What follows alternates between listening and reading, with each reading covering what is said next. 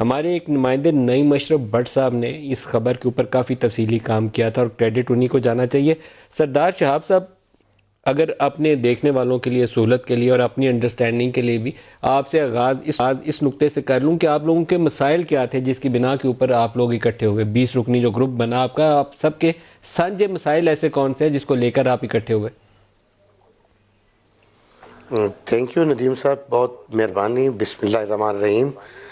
سب سے پہلے تو آپ نے بڑی اچھی گفتگو، آغاز میں بھی اچھا گفتگو کی ہے کہ جیسا کہ اور چینلز نے چلایا ہے کہ فارورڈ بلاک، ناراض گروپ، ایکچولی ایز سچ ہم جو یہ 20 لوگ اکٹھے ہوئے ہیں، ہم نے اس گروپ کا جو نام دیا ہے وہ ہے سپرمیسی آف پارلیمنٹ گروپ. اور اس کے جو اغراض و مقاصد ہیں، ایک تو اپنے حلقوں کی ڈیولپمنٹ کے حوالے سے کہ جو بھی آج 1.5-2 سال ہیں جو ترقیاتی کام ہوئے ہیں ہمارے حلقوں میں، وہ ناکافی ہیں.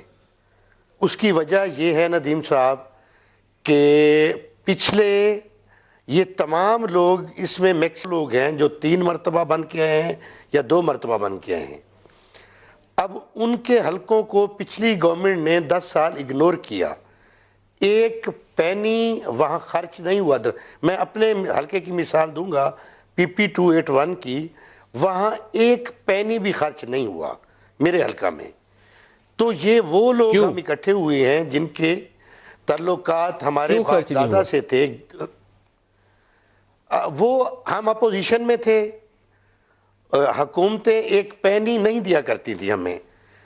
تو اس PTI میں ہم لوگ جب آئے تو فنڈز ہمیں ملنے شروع ہوئے.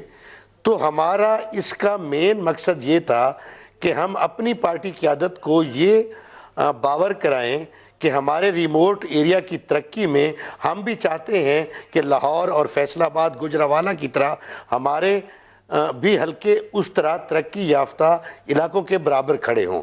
ہمیں بھی صاف پانی چاہیے. آپ کے خیال میں جو چیف منسٹر ہیں وہ ڈیلیور نہیں کر پا رہے یا ان سے سنبھالا نہیں جا رہا؟ کیا مسائل ہے ان کو؟ نہیں ندیم صاحب، اس میں CM صاحب کی کوئی بات نہیں ہے. ہم CM صاحب سے بھی کوئی نالاں نہیں ہے، ہم PM صاحب سے بھی کوئی نالاں نہیں ہے. ہم PTI کے پلیٹ فارم سے ہی بن کر آئے ہیں اور PTI میں ہی رہنا ہے اور آئندہ الیکشن ہی PTI میں لڑنا ہے. ہم جب اکٹھے ہوئے، آپ کے خیال میں بزدار صاحب ڈیلیور کر پا رہے ہیں یا نہیں ڈیلیور کر پا رہے؟ سمپل سوال ہے. بزدار صاحب ڈیلیور کر پا رہے ہیں یا نہیں کر پا رہے؟ تو پھر آپ لوگوں کے مسائل کیا ہیں اگر ڈیلیور کر رہے ہیں؟ اور ہمارا ندیم صاحب، میں عرض کر رہا تھا، آپ کے سوال کا میں نے جواب مکمل نہیں کیا.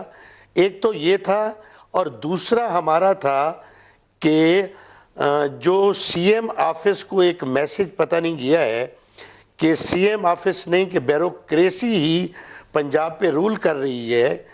تو ہمارا دوسرا مقصد CM آفس کو سٹرینگتھن کرنا بھی تھا.